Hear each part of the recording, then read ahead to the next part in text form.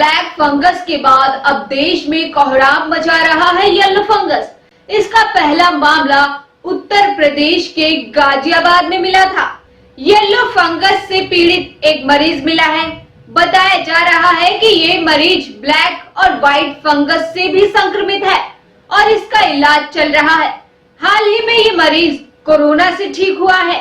Yellow fungus के लक्षण है कमजोरी, भूख न लगना या फिर कम भूख लगना और वजन लगातार घटना।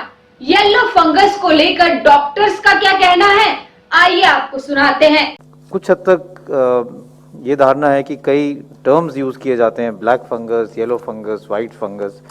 ये समझना जरूरी है कि कई टर्म्स जो हैं वो मिसलीडिंग है और जिससे कंफ्यूजन ज़्यादा हो जाता है। फंगल इन्फेक्शन अगर हम देखें तो इवन जो हम ब्लैक फंगस की बात करते हैं, म्यूकरमाइकोसिस की, एक्चुअली वो ब्लैक फंगस एक अलग फैमिली है। ब्लैक फंगस का नाम इस म्यूकर के साथ इसलिए जो जुड़ गया क्योंकि जो इसका कल्चर होता है वो वाइट कलर का फंगल कॉलोनीज आती हैं। वाइट कलर की फंगल कॉलोनीज के साथ ऊपर ब्लैक डॉट्स आ जाती हैं और वो कल्चर में अगर वो थोड़े थोड़े ब्लैक डॉट्स दिखते हैं, इसलिए एक जनरल टर्म में ये ब्लैक फंगस का नाम इसको दे दिया गया। तो ये बात समझना बहुत ज़रूरी है कि अगर हम बात कर रहे हैं तो इट्स बेटर कि हम यूज़ करें करेक्ट नेम, क्योंकि ये कन्फ्यूजन हो जाता है। क्योंकि कई दफ़ा कुछ एरियाज़ में अगर फंगस ग्रो करे तो उसका कलर अलग लग सकता है और उसको आप एक ही फंगस को अलग अलग कलर के नाम से लेबल करने से कन्फ्यूजन हो सकता है। हमने आपको बताया येलो फंगस के बारे में। चलिए अब आपको व्हाइट और ब्लैक फंगस के बारे में बताते हैं।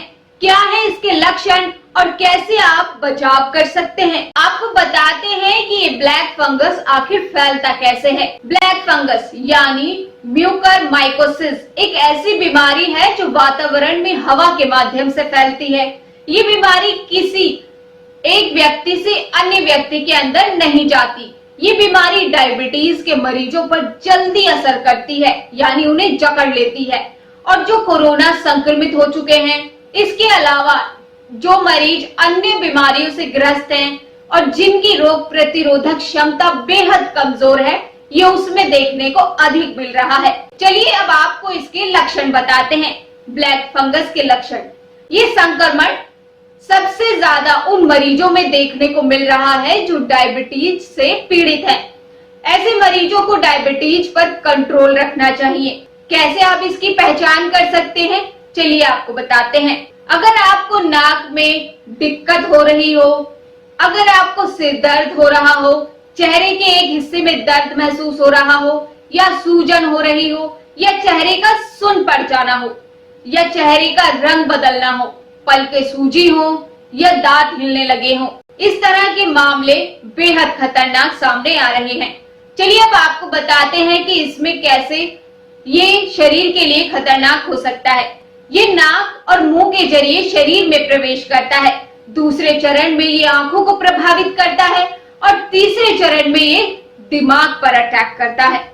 4 से 6 हफ्ते तक इसकी दवाइयां लेनी पड़ती हैं। गंभीर मामलों में तो इसकी दवाइयां 3 से 4 महीने तक चलती हैं। कैसे आप इसका बचाव कर सकते हैं?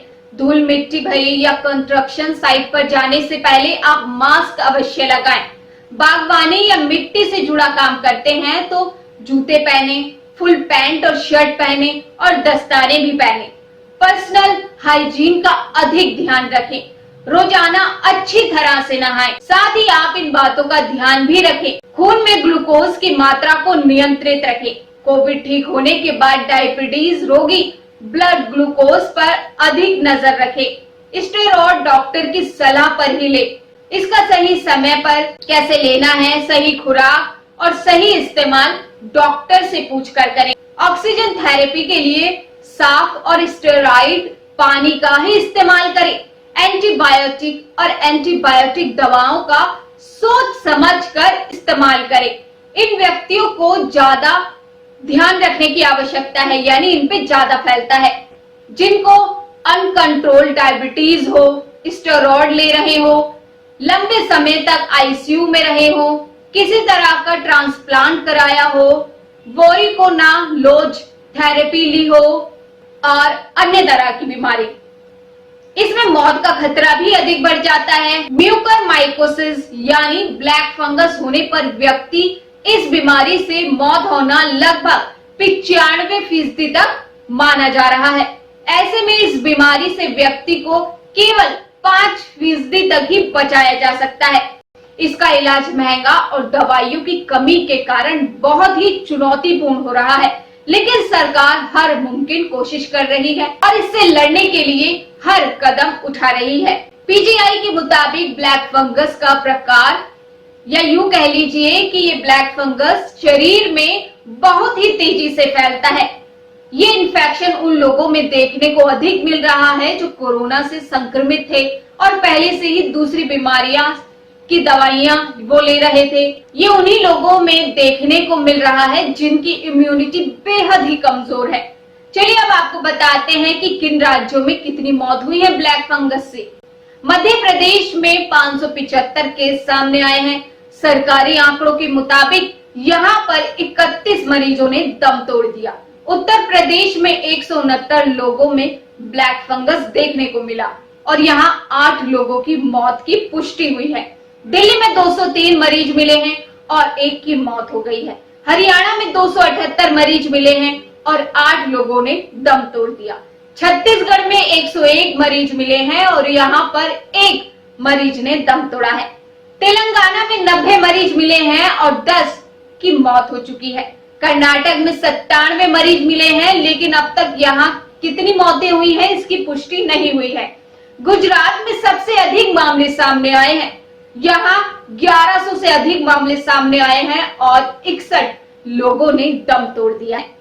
तमिलनाडु, उड़ीसा, गुजरात, चंडीगढ़, राजस्थान और तेलंगाना ने इसे यानी ब्लैक फंगस को महामारी घोषित कर दिया है।